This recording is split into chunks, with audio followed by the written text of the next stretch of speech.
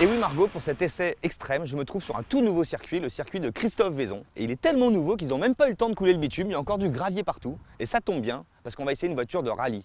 La mythique 205 Turbo 16. Regardez-moi ce look de folie pour l'époque. Des entrées d'air de partout, les roues aux quatre coins, un moteur en position centrale arrière. Il est complètement sur la droite d'ailleurs. Et sur la gauche, vous avez la boîte de vitesse. Vraiment, l'architecture du moteur, c'est surprenant. Au niveau de son palmarès, la 205 Turbo 16 est exceptionnelle. C'est même la voiture invincible des années 80. Elle a tout gagné, championne du monde des rallyes 85-86, le Paris-Dakar en 87, elle a même fait Pikes Peak. Elle a été conduite par les plus grands pilotes du monde. Kankkunen, Vatanen et même Jean-Pierre Nicolas, notre Français. Et c'est sa voiture qu'on va conduire aujourd'hui.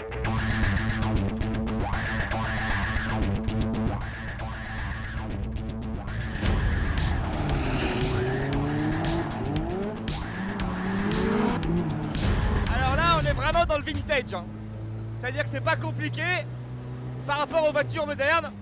Et ben il n'y a pas de palette derrière le volant. Ensuite on n'a pas d'écran digital, on a vraiment que des aiguilles. La grande différence par rapport aux autos actuelles, elle se fait notamment au niveau de la boîte de vitesse.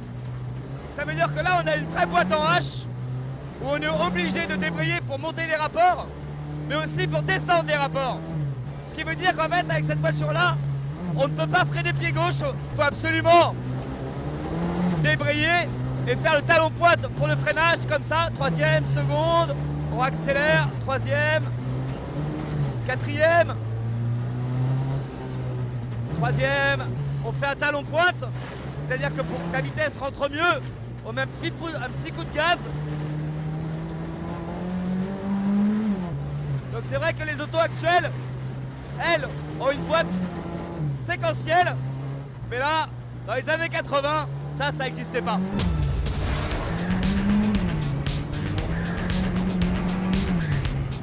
Oh là là, gros travers, mais on sent vraiment l'équilibre du châssis. La voiture est très très bien équilibrée. Vraiment, on n'a aucune frayeur à se faire dans ces réactions. Je m'attendais vraiment à prendre des coups de pied aux fesses avec le turbo, et ben pas du tout. Le moteur est extrêmement souple, la puissance se contrôle très facilement et malgré le turbo, ça donne un moteur très facile à exploiter, très linéaire. Ah là là, j'ai vraiment l'impression de me prendre pour un pilote finlandais et je comprends maintenant Harri Vatanen qui a tout gagné avec cette voiture. Ouais, génial! Oh, c'est fabuleux! Ah franchement c'est des super sensations de pouvoir glisser dans une voiture aussi mythique. Ouais. Ah vraiment excellent. Très très bonne sensation. Et je peux vous dire un truc, c'est que j'ai vraiment pas l'impression de conduire une voiture d'il y a 30 ans. Voilà, le turbo il souffle hein. Il n'y a pas d'anti-patinage, il n'y a pas d'ABS, pas de traction control. Il n'y a absolument rien. C'est que du pilotage pur. On est pas mal secoué sur les bosses.